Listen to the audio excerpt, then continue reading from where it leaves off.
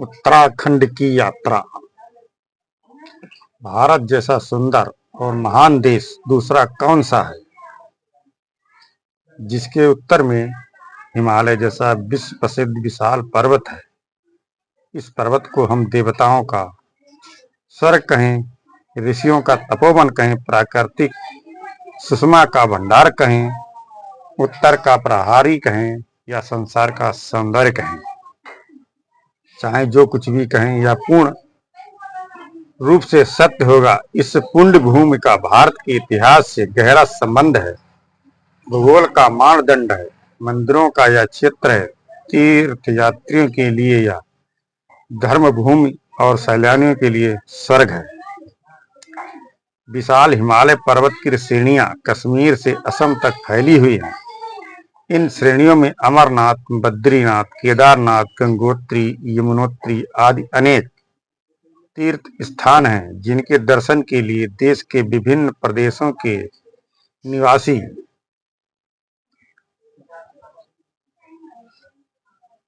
लालायित रहते हैं। इसी पर्वत श्रेणी में कश्मीर है, जो पृथ्वी का स्वर्ग कहलाता है।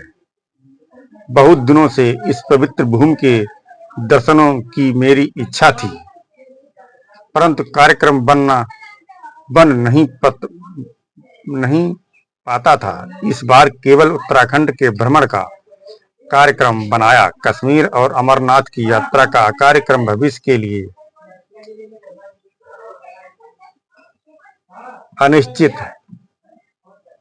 लिए निश्चित किया। मेरा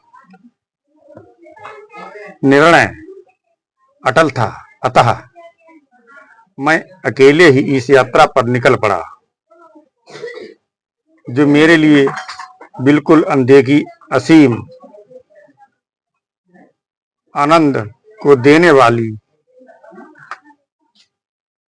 थी। हरिद्वार पहुंचते पहुंचते इस यात्रा के लिए मेरे एक मित्र भी बन गए, जो गंभीर, चिंतित और साहसी होने के साथ साथ ईश्वर विश्वासी भी थे।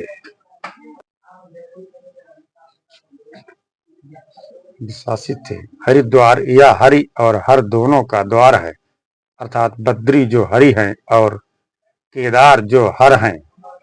दोनों के पवित्र धामों में जाने का मुख्य द्वार यही है, इसीलिए इसे हरिद्वार कहते हैं। इसके पुराने नाम कपिल स्थान और मायापुरी भी है। यहीं से गंगा समतल प्रदेश में प्रवेश करती है। गंगा की तो क्रीड़ा भूमि है, हर की पौड़ी पर स्नान का बहुत महत्व है। यहाँ अनेक देवी देवताओं के मंदिर हैं। यहाँ आकर पर्वत यात्री का मन कुछ दूसरा ही हो जाता है। हरिद्वार में यह परामर्श मिला है कि उत्तराखंड दर्शनों के लिए यहाँ के प्रमुख 4 धाम हैं: गंगोत्री, यमुनोत्री, बद्रीनाथ और केदारनाथ। इन सबके बीच आसपास भी अनेक दर्शनीय स्थल हैं। एक समय था जब इन धार्मिक स्थलों की यात्रा केवल पैदल की जा सकती थी। सच तो यह है कि ये यात्राएं की सच्ची यात्राएं थीं, जिनसे यात्री का मन बदल जाता था। किंतु अब तो दूर दूर तक बसों का आना जाना हो गया है। इससे यात्रा में सुविधा हो गई है। विचारोपरांत यह तय हुआ कि पहले यमुनोत्री ही चला जाए। यमुनोत्री जाने के लिए ऋषिकेश से भी बस मिलती है, जो हरिद्वार के निकट ही अत्यंत भव्य तीर्थ है। यह लक्ष्मण झूला दर्शनीय है। बस में बैठे तो मुनि की रेती से नरेंद्र नगर चंबा होते हुए टिहरी जा पहुंचे। यहाँ नगर महाराज सुदर्शन शाह ने बसाया था। यह भागीरथी और बिलंगना के संगम पर बसा है। यहीं से प्रसिद्ध टिहरी बांध भी बन रहा है। यहाँ से धरासू, ब्रह्मखाल और बाड़कोट होते हुए स्यानीन चट्टी एवं आगे हनुमत चट्टी पहुंच गए। बड़े ही घने और रमणीक वनों से होती हुई बस यहाँ अपने अंतिम पड़ाव पर आ गई। यहाँ से पैदल ही चलना था। पूछने पर ज्ञात हुआ कि 14 किलोमीटर की कठिन चढ़ाई पर पार करनी है, तब यमुनोत्री पहुंचेंगे। निश्चय ही चढ़ाई कठिन थी, परंतु मन का उल्लास भी तो कम नहीं था। मन में उल्लास हो तो सभी कठिनाइयां छूमंतर हो जाती हैं। परिवारों के साथ आई वृद्धाएं और बालक भी उत्साह में थे। कुछ जो असक्त थे वे घोड़े या कंडी पर चल रहे थे। हनुमचट्टी से 7 किलोमीटर चलने पर यमुना कुंड आया। प्राकृतिक का ऐसा चमत्कार है कि कुंड का पानी गर्म रहता है। यहाँ थकान मिटाकर 6 किलोमीटर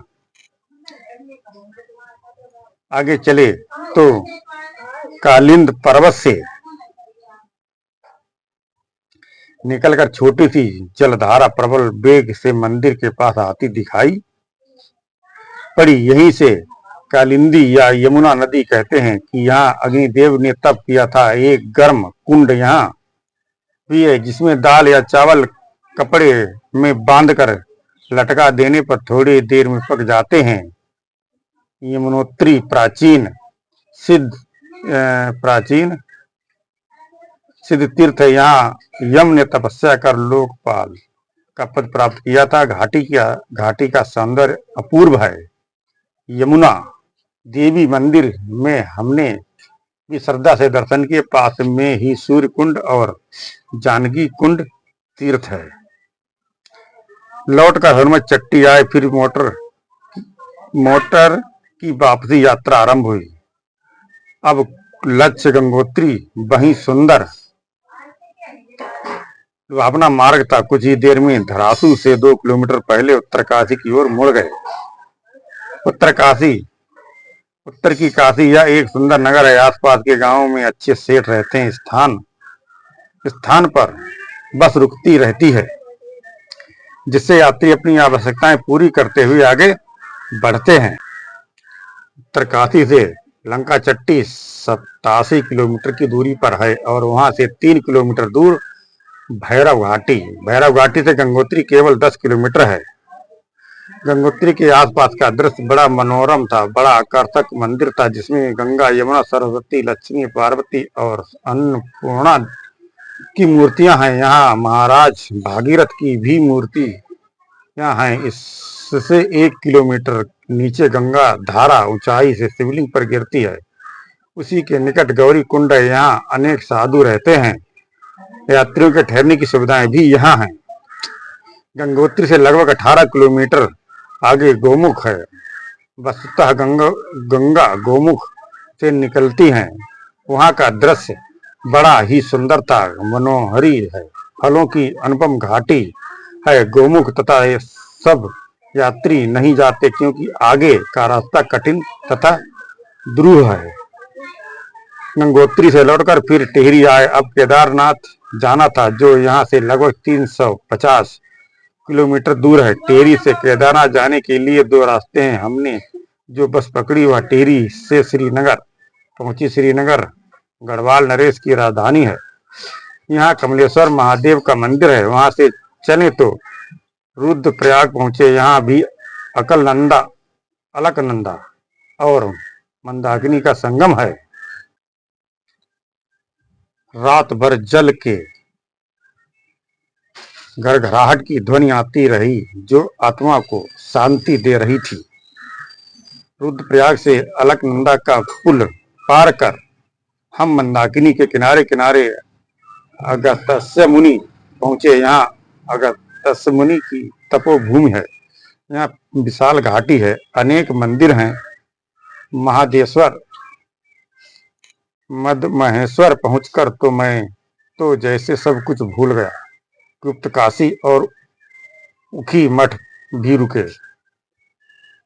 उखी मठ उषा अनिरुद्ध के आख्यान से संबंधित है। सोनप्रयाग होकर अंत में गौरी कुंड पहुंच गए। यहीं तक बस जाती है। यहाँ भी गर्म कुंड है, जिससे यात्री स्नान करते हैं। खाने पीने और रात्रि विश्राम का ठीक प्रबंध है।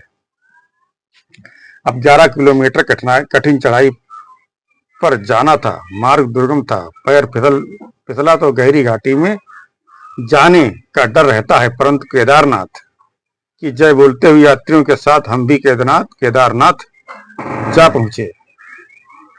ऊपर बर्फीले पर्वत, उनकी गोद में यह कलात्मक सुंदर मंदिर, मंदिर में चट्टान जैसा ही शिवलिंग, अंदर दीवार पर कुंती और पांचों पांडवों की मूर्तियां भी हैं। कहते हैं इस मंदिर का निर्माण पहले पांडवों